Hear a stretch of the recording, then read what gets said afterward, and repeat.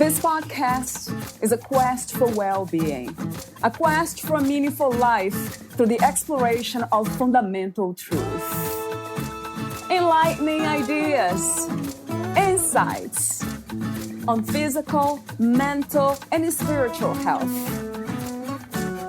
The inspiration is love.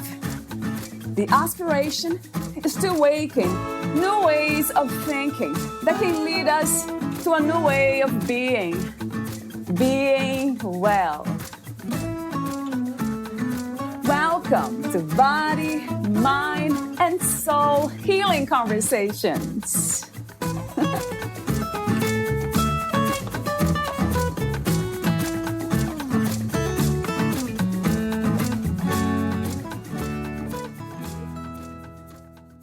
Mindful eating is more than just chewing your food slowly. It's about cultivating a deep awareness of the entire eating experience. Mindful eating is paying attention to your food, on purpose, moment by moment, without judgment. It is an approach to food that focuses on your individual awareness of the food and the experience of the food. It has little to do with calories, fat, protein, or number of carbohydrates. Always come back to the basics. Breathe and check for hunger. Assess your food with all of your senses. Slow down. Place your spoon or fork down between each bite. Investigate your hunger. Make a point of checking in with your body partway through the meal. Chew your food thoroughly, 35 to 50 times per bite. Savor your food. This includes mindfully choosing what you are eating. Valeria interviews Jennifer Hurd. She is an integrative wellness specialist dedicated to transforming lives. Her journey is deeply rooted in personal experience, having overcome the challenges of celiac disease. This struggle ignited her passion for natural medicine, mindful-based nutrition, and the pursuit of optimal well-being. Armed with a PhD in natural medicine and an array of certifications, including mindful nutritionist, health and nutrition life coach, MBSR, and yoga therapist, Jennifer is committed to guiding individuals on their paths to vibrant health. Her unique blend of academic knowledge and personal resilience allows Jennifer to connect with clients on a profound level. Meet Jennifer at naturaljen.com. Here's the interview with Jennifer Hurd.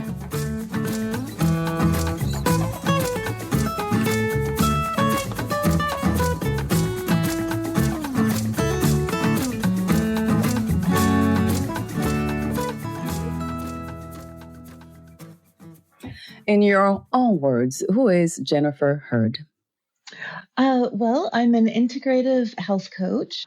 My focus is on mindfulness. Now, that's just what I do. As a person, I'm a mom, a wife, a yogi, and a dog mom. No, I love that. Me too. I'm a dog mom. Yeah.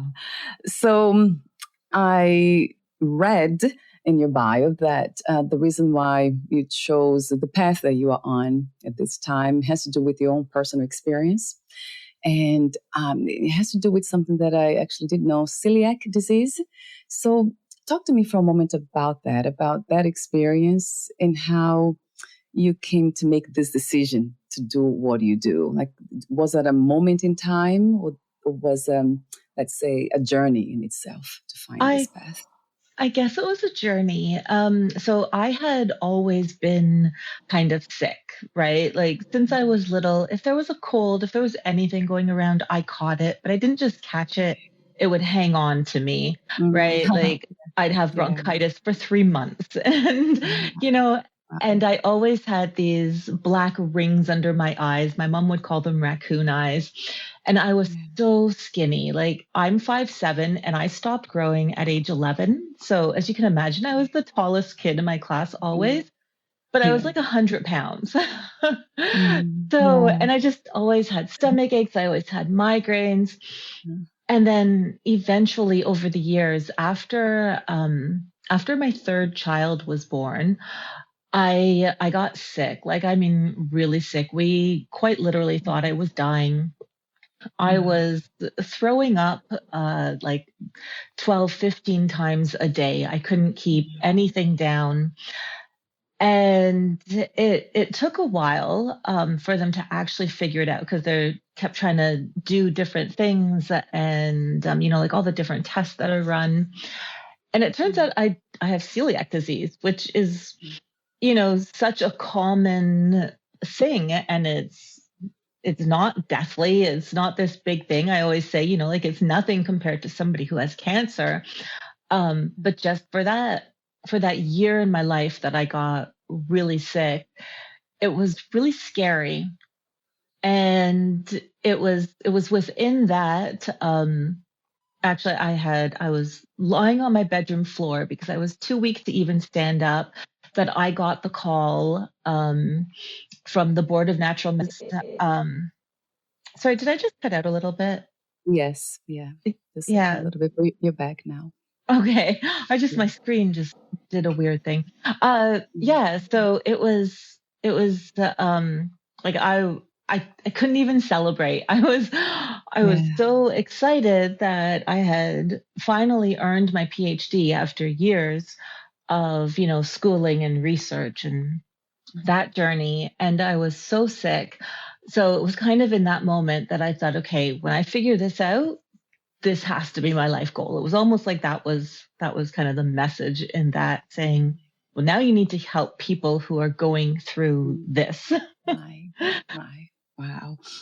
Yeah.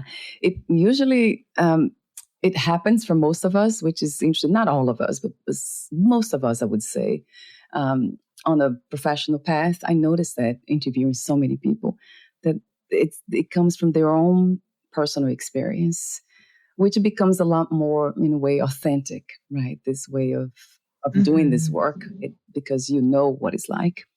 And I'm sorry you went through so much suffering. I would say pain. Really, I guess pain and suffering, they are different. I see them differently.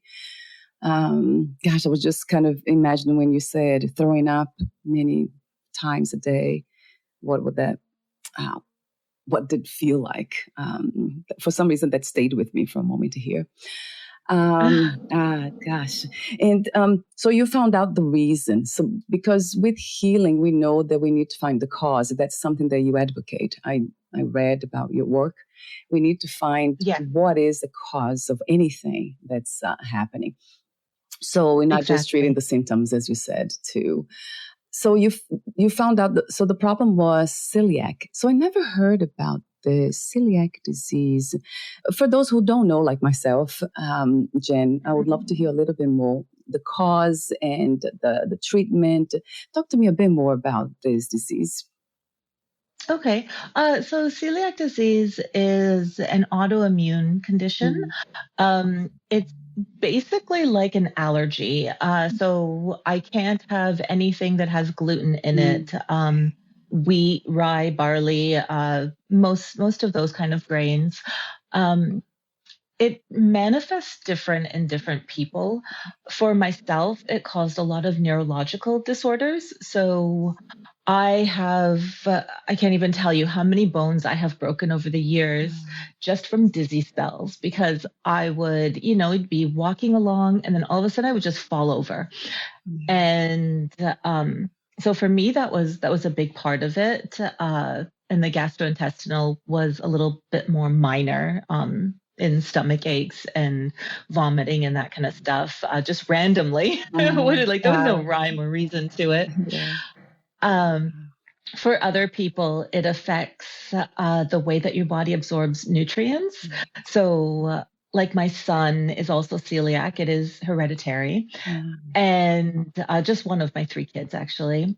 But at 2 years old, he had 14 cavities. mm, And I'm a nutritionist. I believe in whole foods completely. This is a little boy that had never had mm, sugar mm, in any form, not mm, even from juices like, right. fresh fruit, but that was it. So Yeah. when the dentist told me that, it was like, oh my goodness. Yeah. Right?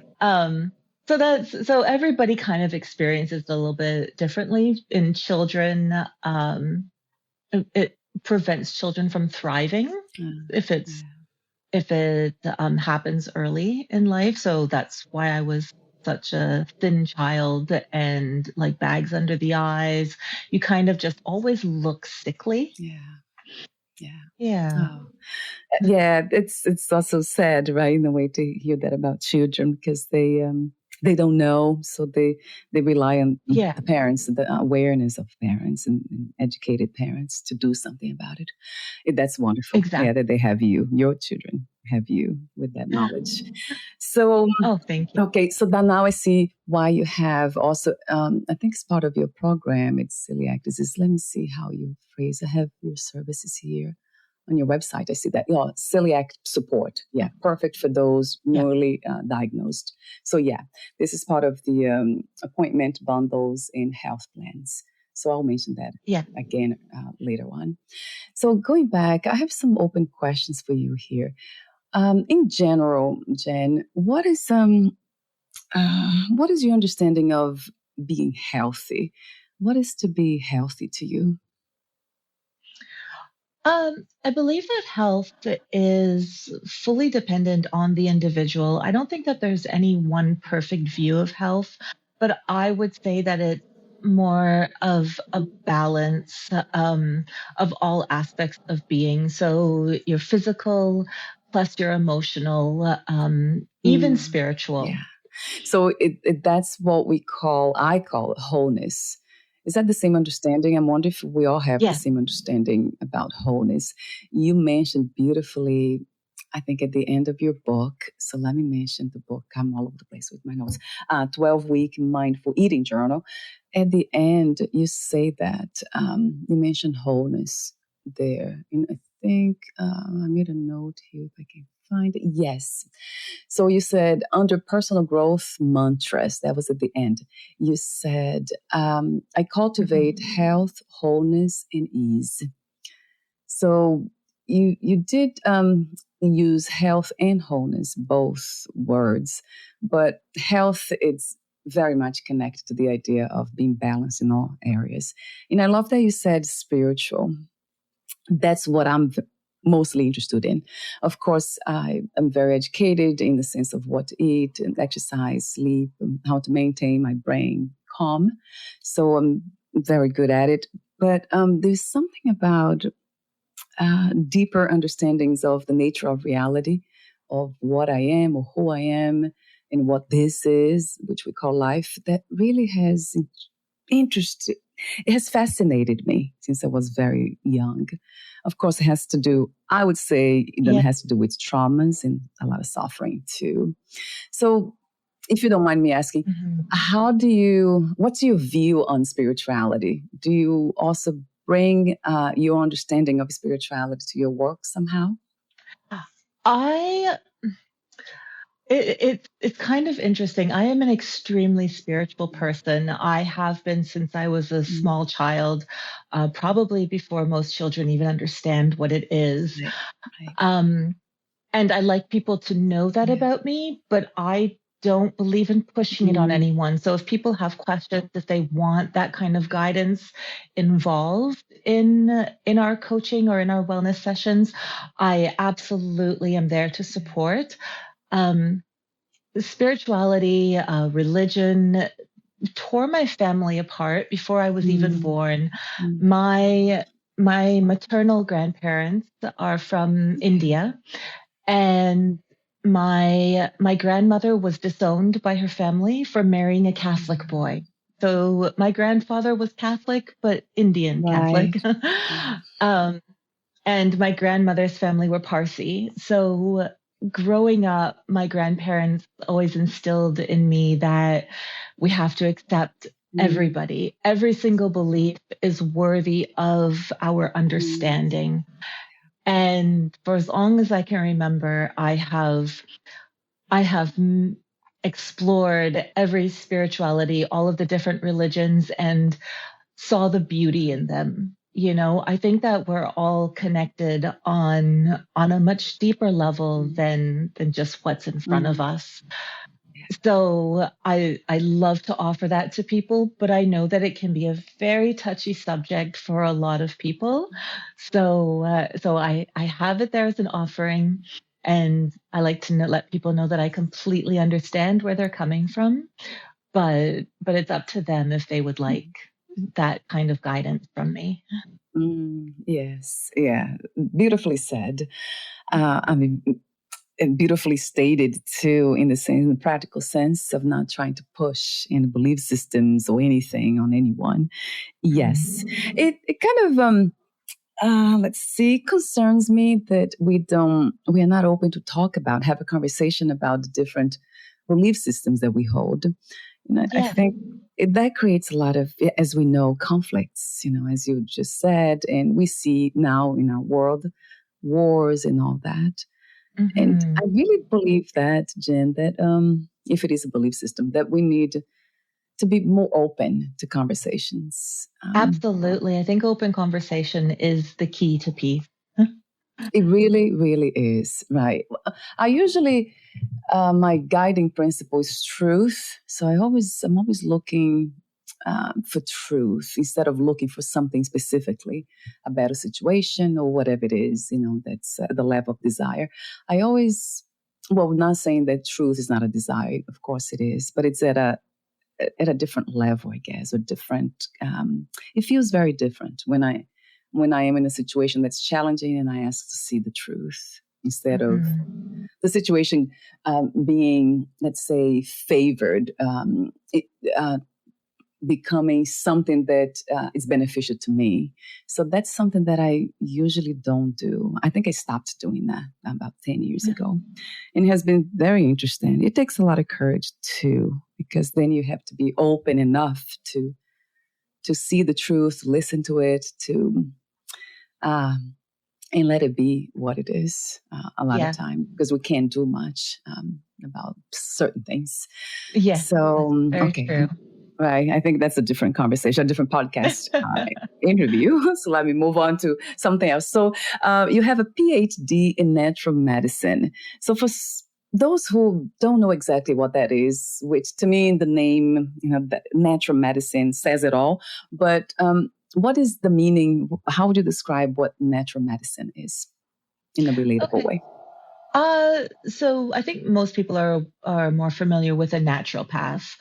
Mm, So like so it's kind of the same thing, but a naturopath is an ND. It's and a PhD is just that one step further, where I've done a little bit more research and that more varied in what I could study versus a right. strict guideline of just these things. But so natural medicine takes into account the whole body. So, and this is where the physical and the mental come into play through nutrition, through healing in many different modalities. Personally, I my thesis was written on yoga therapy, um, specifically working with patients that have Tourette syndrome. So at the time, and that was about 20 years ago now, my youngest, my oldest son had Tourette's, so that had kind of put me into that. And while I was working through my PhD, Right. um, but I focused on breath work, so kind of breathing therapy, physical movements, the asana of yoga, but combined with nutrition and just general exercise.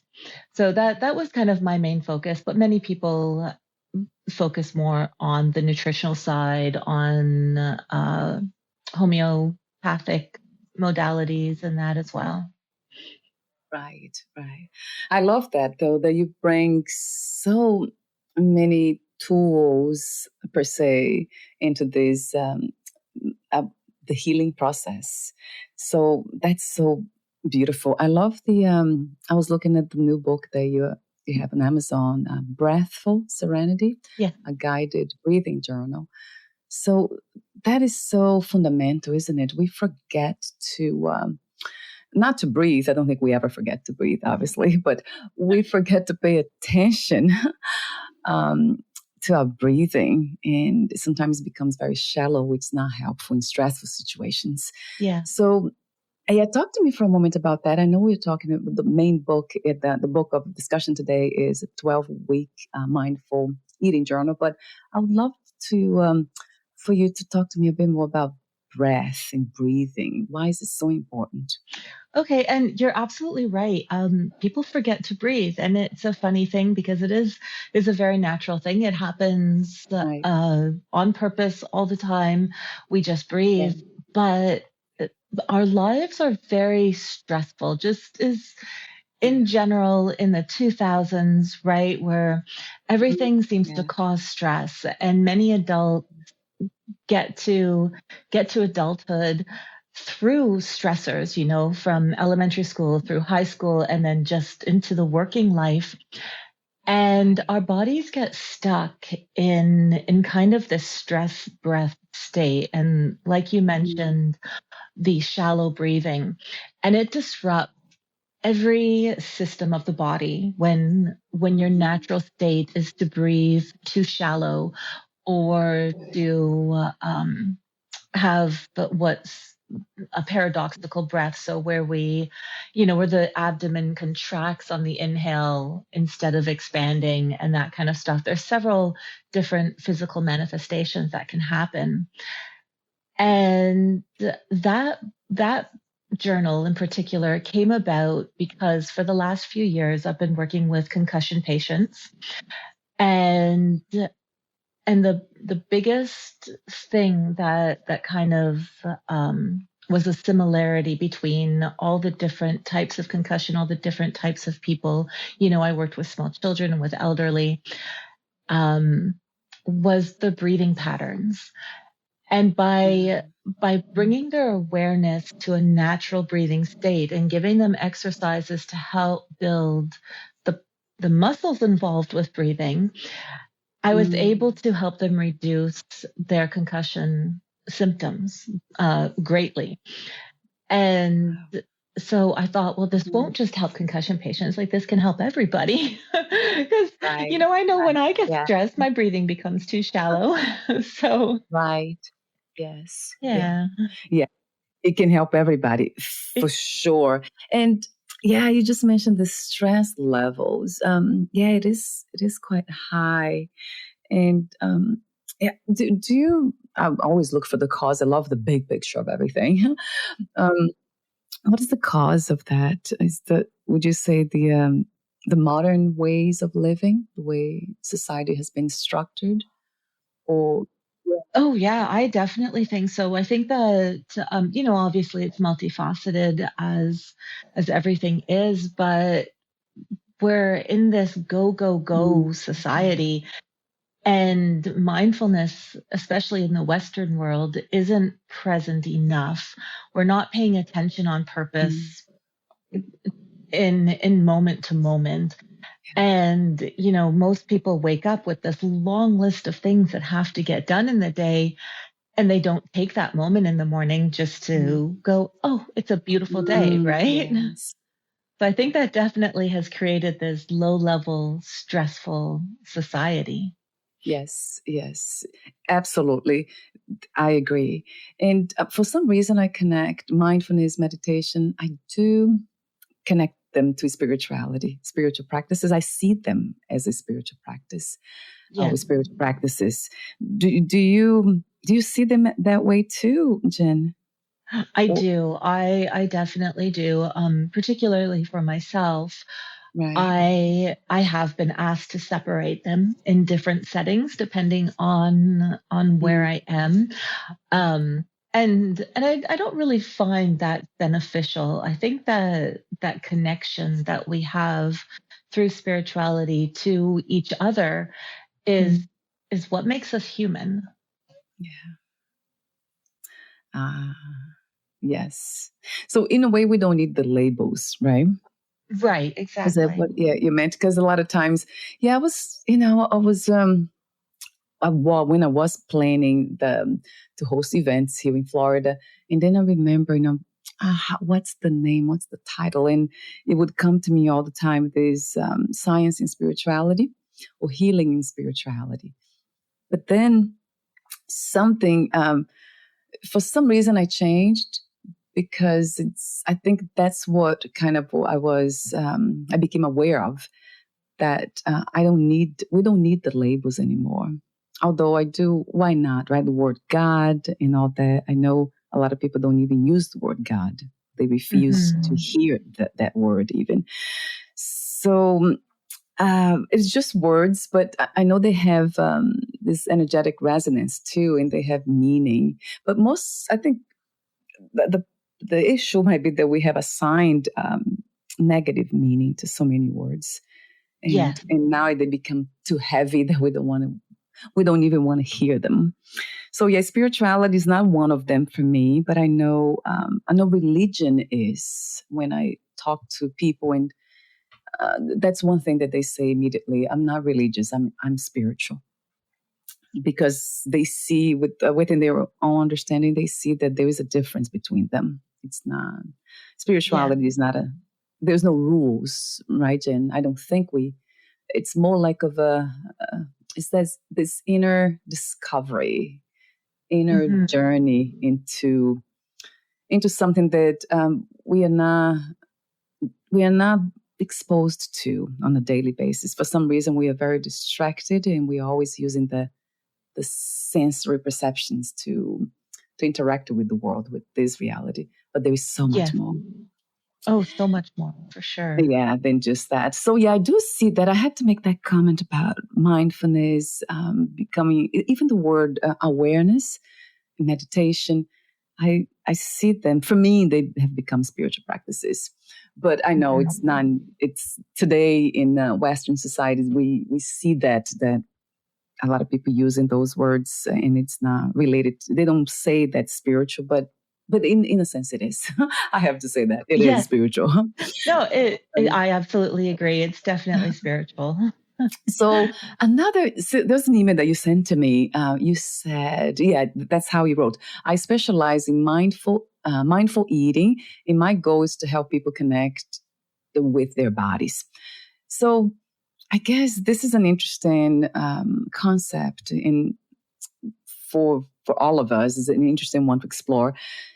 I have some ideas, of course, because I've read information about this. I talk to so many people. I read a lot, and I read some of the information about you. So, but talk to me about this concept of connecting to our bodies. What to look for initially for those who are beginners? Let's say people who don't have no idea where to begin. What's the way to do it? Okay, well, for many people, it's very easy um, to bring awareness to just what you're eating. So, Mm, like a lot of times we'll grab a snack or you grab a meal and it's on the go and you're not even paying attention to what you're putting in your mouth. right. The mindfulness part comes in with actively choosing something that you want rather than something that's convenient or Mm-hmm. easy, and then paying attention to it and discovering, the textures, the flavors, the subtleties that exist within that food that you've chosen. Right. So that's kind of the basis of mindful eating. For myself, um, I decided to focus my energies into helping people with mindful eating because I didn't realize what a problem food was for me. Right. I used to say I hate food. I was always, I would say I hate food, I hate eating, and I would avoid it at all costs Mm, if I was in public in any way, just because of how sick I would feel after meals. right. And of course, this was all because of the celiac. But Yeah. now that I know, and I try to bring awareness to my mealtime, and a lot of times it turns my stomach and I get disgusted with myself with eating. Yeah. Wow. So I Yeah. try to help other people through that. Anytime that you've been through something Mm, that's gastrointestinal or or abuse, or there's so many different reasons why we may be disconnected from the foods that mm, we're eating. mm, Um, mm, that's my focus, is to help people reconnect, because I truly believe we are what we eat. When you eat mm, healthful, happy foods, your body is healthy and happy. mm. Yes, there's a lot of truth to that. I would limit. I wouldn't say I am what I eat, but the body is right. I know the mind Yes. influences the mind. Obviously, they are connected very much. But yes, yeah. So is that in a way it's mindful eating? Is this similar to intuitive eating? Yes, yes. You use mindful eating in intuitive eating practices. Right. They are very similar things. Some people say that mindful eating is just a part of intuitive eating, and intuitive eating is a much bigger thing. Honestly, I've done a lot of research into intuitive eating, and Yeah. I would really say that they're one and the same. It's just the word preference Mm. for some people. Yes, yeah, it goes back to the words, yeah, labels, right? Yeah, Uh, exactly. yeah, that's a fascinating lifestyle when it comes to food eating. Um, kind of letting the body know what it needs. Wow, what Yes. an amazing practice, though. Um, uh, I mean, it's just a beautiful thing that I tried. I remember trying this, but that was not easy, though. It's not you. I know how I feel after I eat something, but it's not as clear to me what to eat. I don't know where, if the mind, if I am programmed to choose certain things, or if the body is looking for that certain foods. So how do I know? How do we know the difference, Jen? You're absolutely right. This is a huge struggle for most people. I still struggle with it myself a little bit.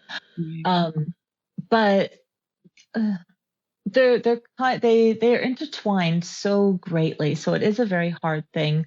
It's about Right. discovering, if you really look at what you've chosen to eat, and then ask yourself why. And it's kind of that, Mm, that little kid game of mm, why, of mm, continuously asking. So if I chose a cup of tea, and even though it's a beautiful hot summer day, and why did I choose to have a hot cup of tea, right?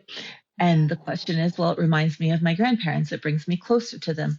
Okay, that's mm, fine. Go ahead and have the tea. However, if I choose to have a chocolate cookie instead, then why did I choose that? Your body doesn't normally need the extra sugar and the mm, extra mm, fat. Um, so it's connecting to that emotional side. And, mm. well, when I was a kid, I was rewarded with cookies. So it's like, Um, okay, do I huh, feel like I need to be rewarded and soothed? And is mm, that a healthy choice in this moment, in this time? Right. So it's that, yeah, just that continuous why. mm. And it really makes you dive deep. Um, it is, I mean, as deep as you would like to go with it, really. Right. Oh, wow! I love that. That's a great way to know. So asking questions, that's what I love doing that. Oh, I mean, I do this here for a Yeah. reason, asking questions. So asking why, right? And you mentioned emotions. So, I have heard that we eat emotionally. I'm sure Yes. you have heard that too. So I mean, we do a lot of things emotionally. So, um, and I wonder if it's also possible to do something like my case. I have to go back to my own experience of eating same things pretty much for breakfast. I eat twice a day only, so I try not to eat too many times a day, or to have too Mhm. many meals. So two is enough. But I tend to have the same things for lunch, let's say brunch, because I always eat late. So Yeah. in my case, I look for the way that meal made me feel the day before, and then the day after. Before that, it's almost like a pattern. So Yeah. whatever the body feels good with, I just kind of tend to repeat. So it becomes a pattern, and in a way, it is a habit. But I don't see the emotional factor there, unless I ask over and over again.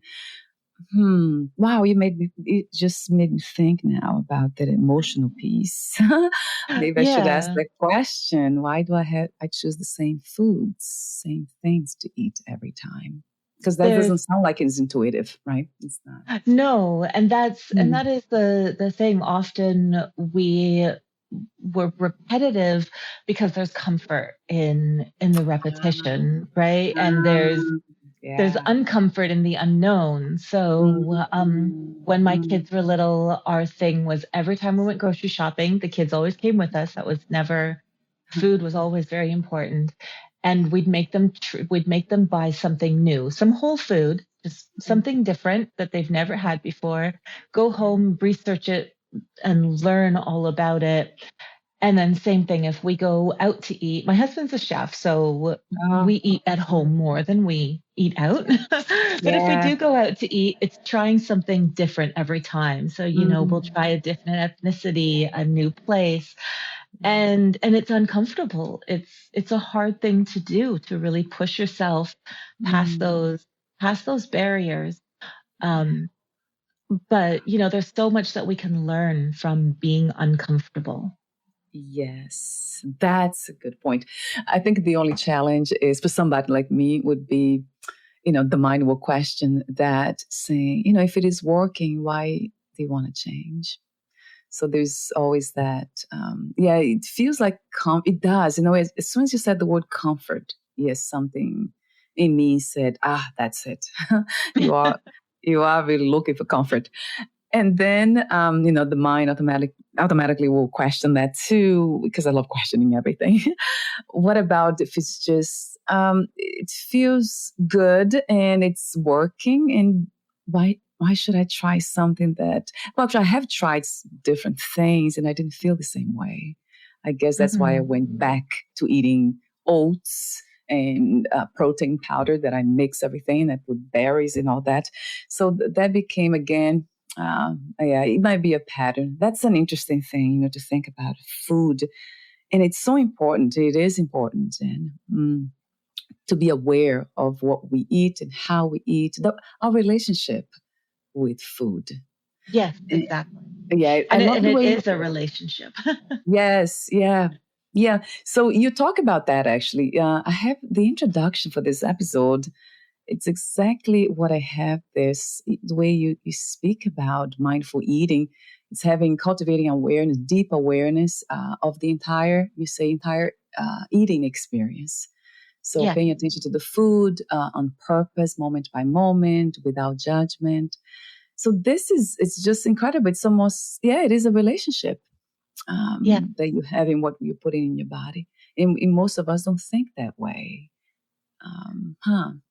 Yeah, very fascinating. See, because let's say my focus is my energies per se, they are more directed to spiritual knowledge. So I'm always kind of I focus less on food and things like that, and anything that's physical, basically.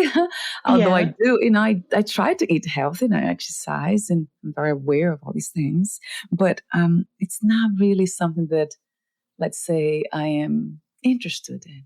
Mhm. Because I'm interested in spiritual knowledge and spiritual I would say knowledge because it is concepts, spiritual concepts, like love, Yeah. peace. How do we get there? What's what's the purpose of life? I mean, I love, that's really what drives me. So I guess we are all different, right? But as long as we are kind of aware of all the other parts as well, of living, then it should be okay. I mean, my case seems Yeah. to be okay. It seems. Hopefully, it's good enough for now. Well, and I think that that's important. I think that if you're happy and you're healthy Mm, and you've cultivated great relationships, then you're in a great space, and that's exactly how you're supposed to be living. mm, I was always extremely shy. I didn't have good relationships. I was just at odds with my body, but I was always extremely spiritual. My mm, mind was always in the clouds, right. basically, and that's comfort for me. I'm right there with you on that. Anything that I read is always spirituality based, Mm, and it it's comfort. It feels like home. I had to Mm, force yeah. myself the food stuff, the nutrition stuff. That was that was because of my body, because I was shutting down, and I thought this is just as important, and I need to give some weight to it. So that's really why my focus is there. It's even though, I would consider myself probably more knowledgeable on the spirituality side of things. Yeah, But life is yeah. about learning, right? So I'm Mm, constantly trying to feed that hunger, the thirst for knowledge. yes, yeah. That's wonderful to hear that. I'm not alone. Yes. It's almost like, I heard before, I interviewed somebody here before. She's a chef from New Jersey. Yeah, Ellen.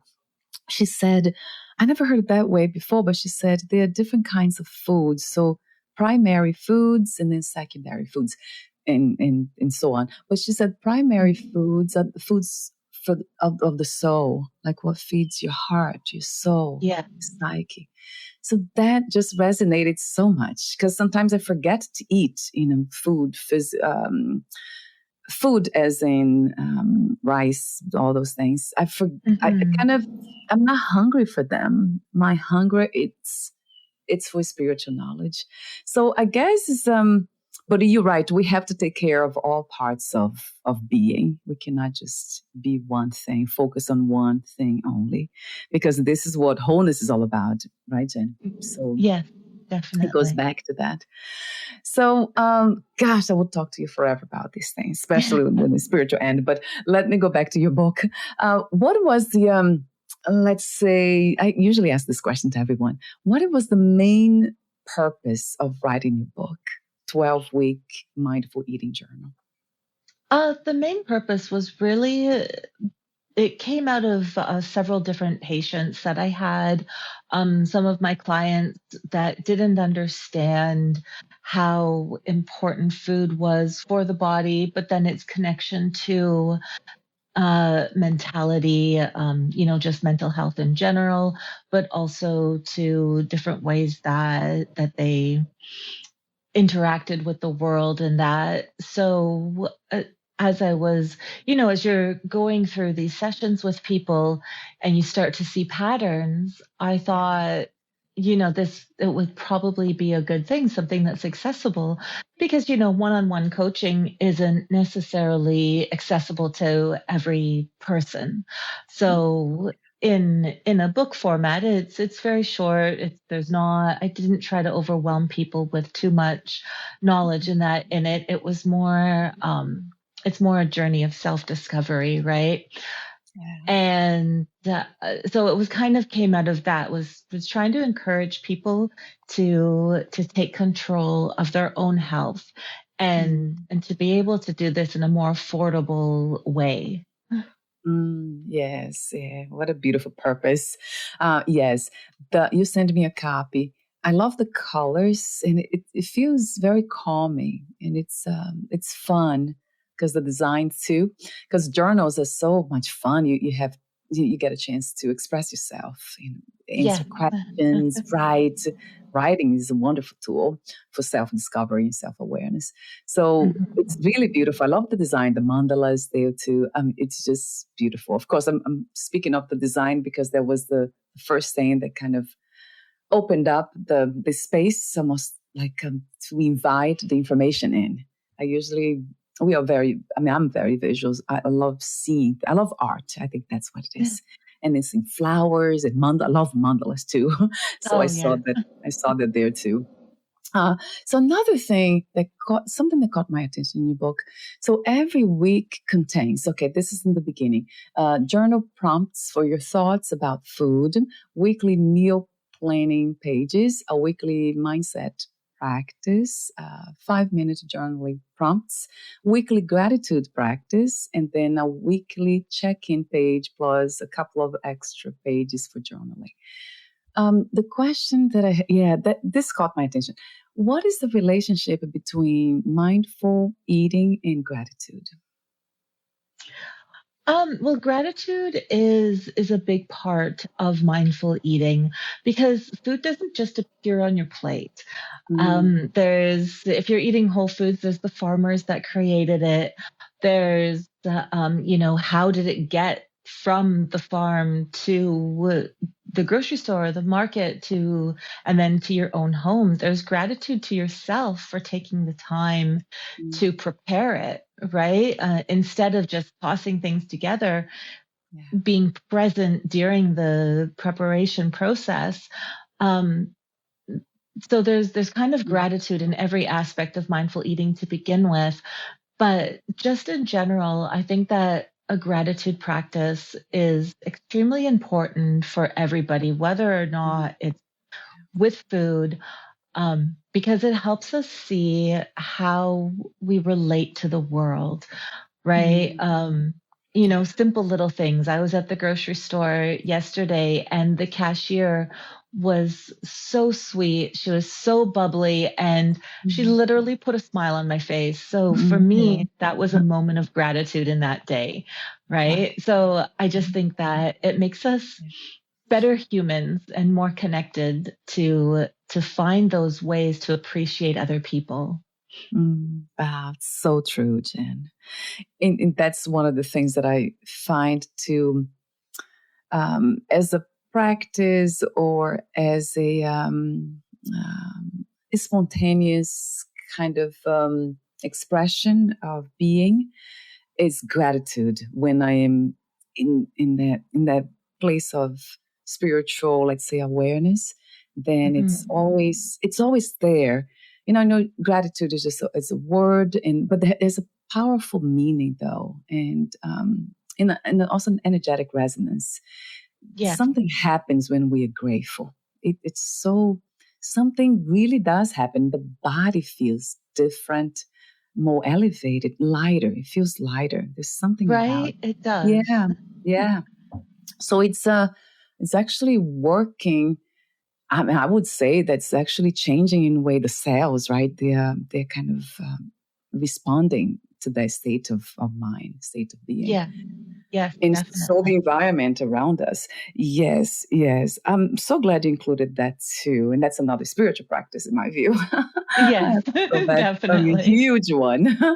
Yes, beautiful. And then I love how you make it so simple in a way, the 5 steps to mindful eating. So you outlined them there. Listen to your body, stop when you fall, 2, eat when your body tells you to eat, 3, seek nutritional foods, 4, when eating, just eat, avoid multitasking.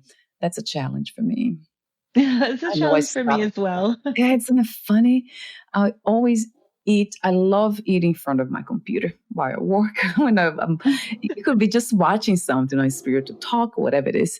But I don't know why. It's a habit, isn't it, Jen? Yeah, it's a Mhm. habit, and Yes. I'm wondering. And I tried, not to do that. Kind of just eat, and then it felt like something was missing. And that's kind of because of the habit. Wait a minute, my computer's missing, or somebody here to talk to me. Yeah. So yeah, well, that's a tough one. I need to work on this one. And then 5, think about where the food comes from. Yeah, that goes back to what you said about gratitude. Yeah. Yes. Yeah. There's anything that you wanted to, any comments you want to make about the 5 steps to mindful eating? I think that the most important thing for people to remember is to go easy on yourself. Those are 5 steps, but you don't have to do all 5 of them every time you sit down to eat. You could just choose one. Maybe just be grateful or notice the food that day. Mm, It doesn't have to be this strict regimented thing. It's more a guideline to help people just become more aware and more in tune. right, right. That's a beautiful suggestion. Yeah. Yes. Something else that caught my attention in your book is the vision board. It's a health vision board so that we can create one. Mhm. That's an interesting idea.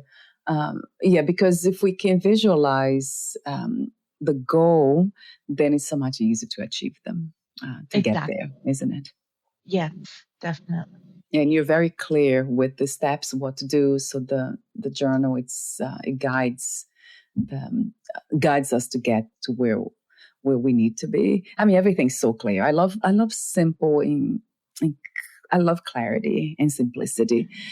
Easy said than done, but in work like you do, the your journal is just so it's there. Everything, those components, they are there. It's just so, and I love the art too. So you did beautiful work there, Jennifer. Really Thank beautiful. you. Oh, and I just called you Jennifer. I said I wouldn't That in the beginning of our conversation. um, so another, so we're almost at the end. Gosh, I would talk to you forever. Is at the end you have my promise, and then you have personal growth mantras. I could just talk to you forever about this alone. So I chose not to even get to it because I can just go on and on with these ideas, concepts. So my promise. Talk to me about the inspiration for this. Is this something that you have? Is that a? I mean, it sounds like a practice, but also, of course, they're mantras too. And why do you call my promise? Is that something that it's coming from a place of self trust? I wonder where it's coming from. The inspiration for this, for writing my promise and the personal growth mantras. Yeah, so my promise, that part is you're absolutely right. It's from a place of self-trust. I Mm, know because of my health problems and other things that we won't get into, I yeah. had such a problem believing in myself. Mm, And I think that one of the keys to self-healing is creating that friendship within the self, not to just be a person that gets through the day, but a person that you mm, actually like, somebody that you mm, would want to spend time with yeah.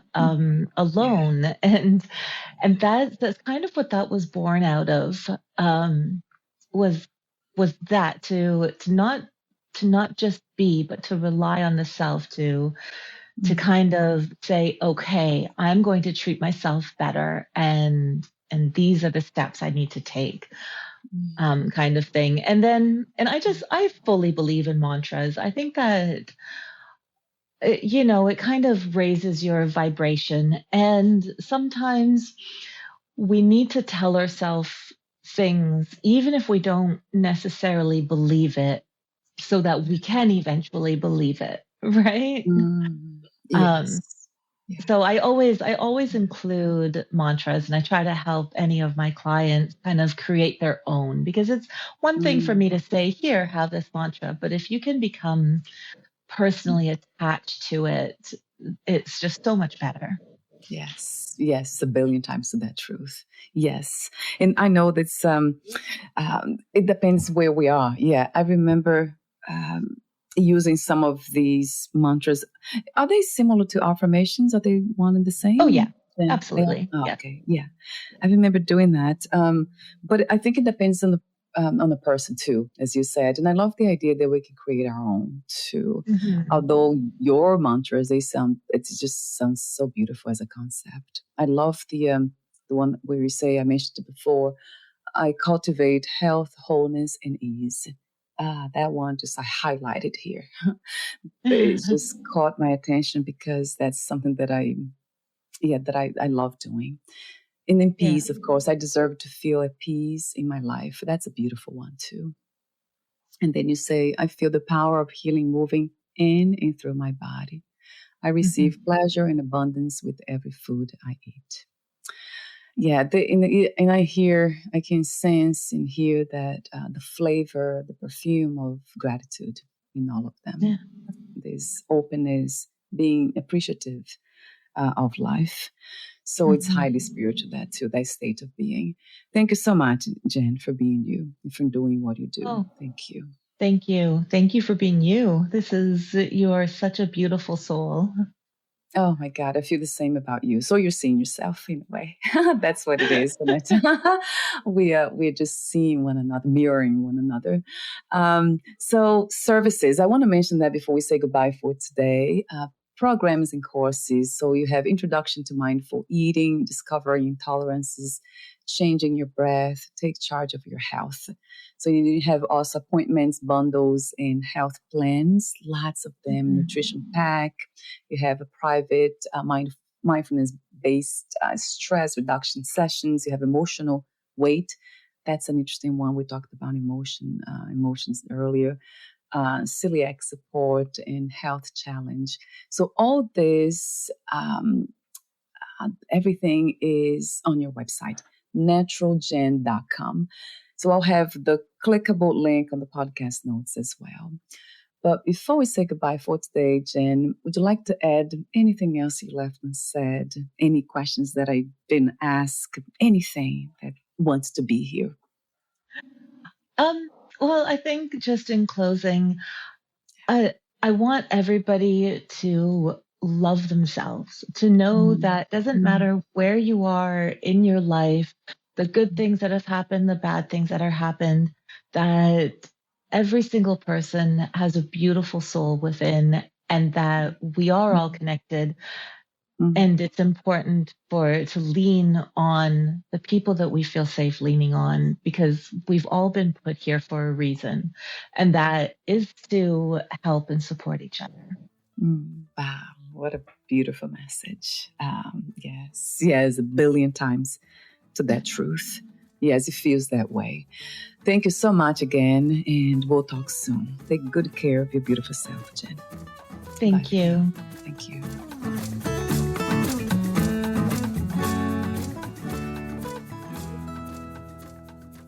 Thank you for listening.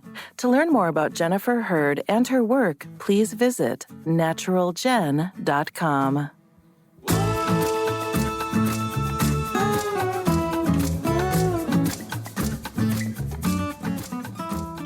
To learn more about this podcast, please visit fitforjoy.org/podcast. Thank you again for listening, and bye for now.